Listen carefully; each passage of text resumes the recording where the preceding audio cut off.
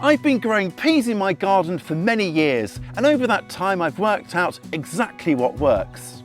In this video I'll share my step-by-step guide to growing sweet delicious peas right the way through from sowing to harvest, whether you've got a garden or just a container on a patio. We'll cover the best varieties and tips for speedy growth, and if you've had trouble growing peas in the past, please don't worry, they're really simple with these techniques.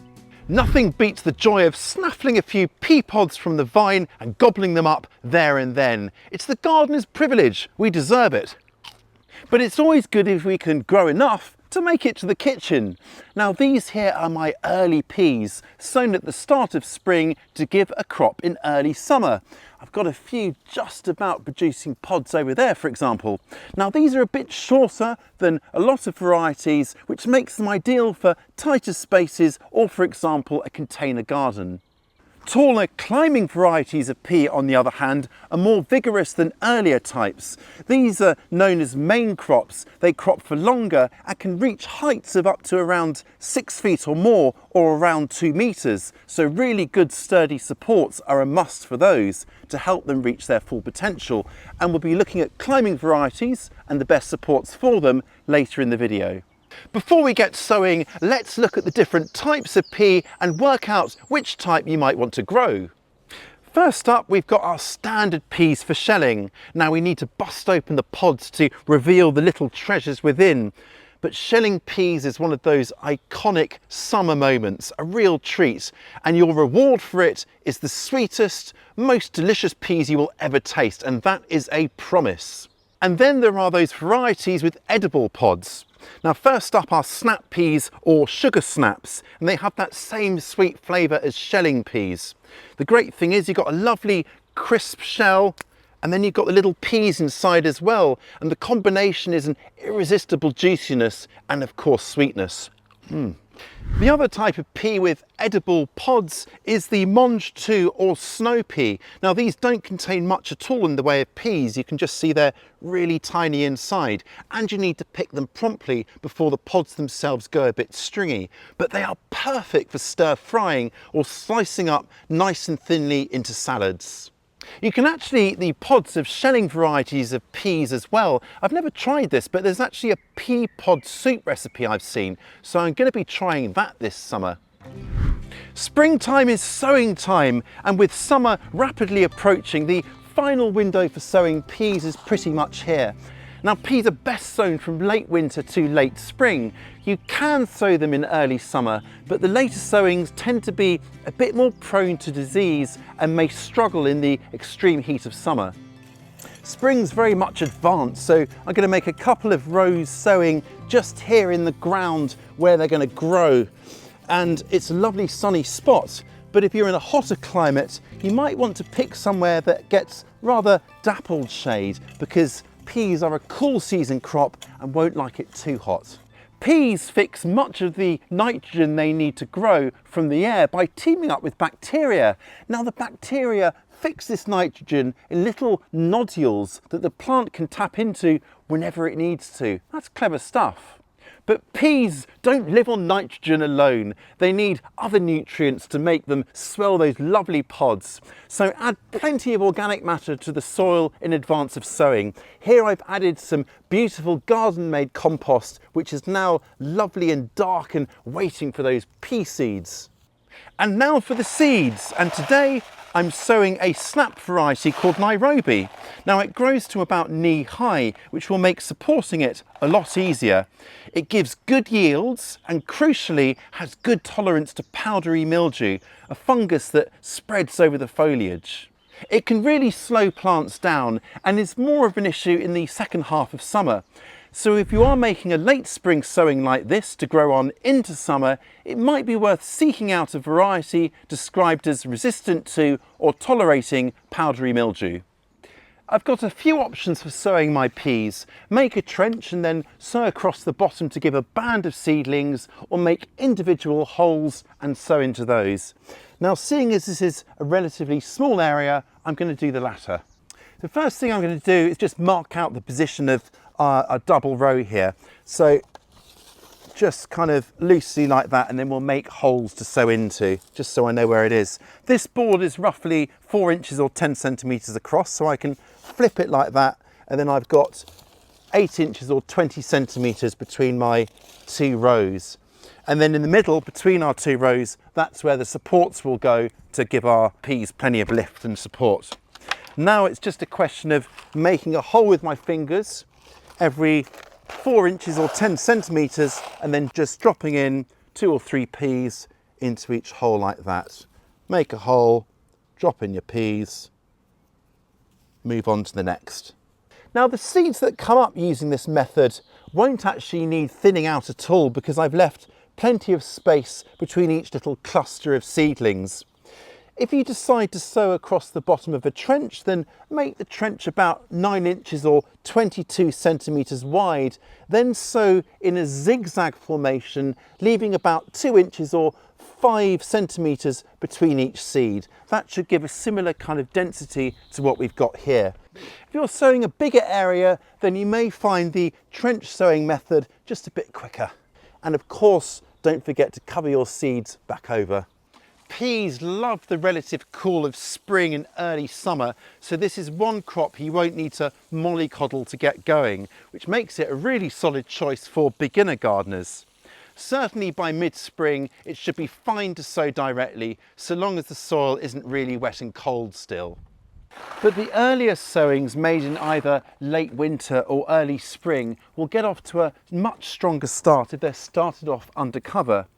Not only will the extra warmth coax the seedlings along so they're less likely to just kind of sit there, languish and rot, it will also protect both the seeds and seedlings from pigeons and slugs, which can be really hungry at that time of year. So I've got my plug tray here filled with just an ordinary all-purpose potting mix, and then I'm sowing between 2 and 3 seeds into each plug, and then these will get covered over, labelled, and then brought in there to germinate. Rodents like mice absolutely love peas, and who can blame them? They seem to sniff out the seeds though with a laser-like kind of perception. I don't know how they do it, so even under cover we're going to need to set up a secondary layer of defence. I outfox the mice by just putting them into a tray like that, and then putting a kind of propagation unit over the top like that, and making sure it's nice and airtight. And they can stay in here until the seedlings are maybe 3 or 4 inches or 10 centimetres tall, and they'll be much less of a temptation then. Peas produce a relatively deep root system, so if you do anticipate any delay in planting, perhaps at the start of the season because of persistently wet or claggy soil, then perhaps sow into plug trays that are a bit deeper, or into something like toilet roll tubes, which will give the roots the space they need to fully go down and explore, and keep them ticking over till you are ready to plant. Keep your seedlings watered and in plenty of light, then transplant them into their final positions as soon as the soil is workable, and space them at the same spacing as if you'd sown them, so at least 4 inches or 10 centimetres apart within the row. Most peas, even shorter types, need some sort of support. For shorter, earlier varieties that grow to about 3 foot or 90 centimetres tall, the classic pea stick is your go-to. Just push them in the ground, and then the twiggy branchwork will offer the tendrils something to hook onto to help the plants grow upwards. Another option is something like wire mesh, secured to 2 uprights thrust into the ground at either end of the row. Taller climbing varieties can be trained up any sort of trellis, or secured in between strong strings stretched horizontally at intervals between really strong uprights, or even grown up a teepee of bamboo canes, perhaps with extra string woven between the canes to create a kind of spider's web effect for those tendrils to grab onto. Whatever supports you're using, try to get them in place quite soon after sowing or planting, certainly before the plants get too big and start flopping over. Use a hoe to scratch out any weeds that come up between the rows, then pull up any weeds sneaking their way within the row themselves. Peas aren't fussy, but as I mentioned earlier, pigeons can be a real issue earlier on in the season. So cover young seedlings or transplants with some sort of row cover or kind of netting like this to keep beaks at bay until they're a bit bigger. By the time they need supports and are up off the ground, the birds should be a lot less interested in them.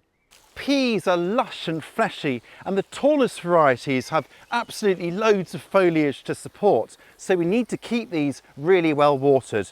We don't want our peas to dry out, otherwise we'll get yellowing and dying leaves and the plants will become more prone to pests and diseases. Good airflow can also avoid problems like powdery mildew. Now if you're growing more than one double row, space the next double row at least 2 feet or 60 centimetres apart from the previous one, and a bit further apart for taller climbing varieties.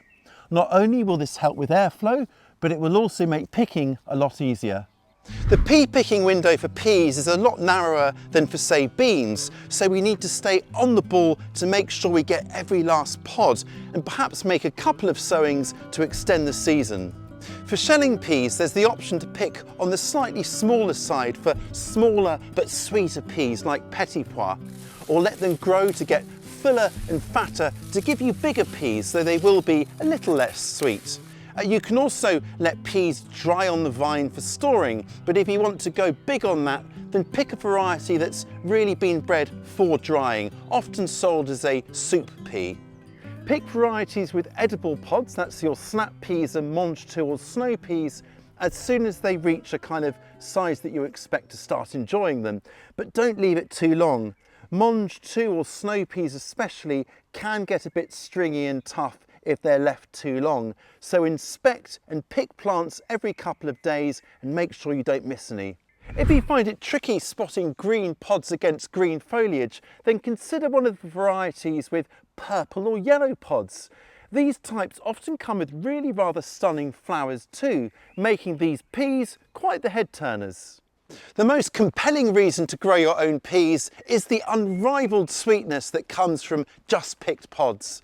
So please enjoy your peas as soon as possible after picking, before all those lovely sugars in the peas start to go starchy. Freezing is a great way to capture the essence of summer picked peas. Just pick and shell your pods as quickly as possible, then spread your peas out onto a tray to freeze hard. Then once they have, decant them into labelled freezer bags or lidded containers and get them straight back into the freezer. My favourite way to enjoy peas is lightly dressed as part of an early summer garden salad, or as the singing centrepiece to a pea and mint soup, or paired with paneer cheese in a delicious curry. Just yum. Now let me know your favourite way to enjoy peas in the comments. I have to say I love all types of peas. Peas, yes please. I'll catch you next time.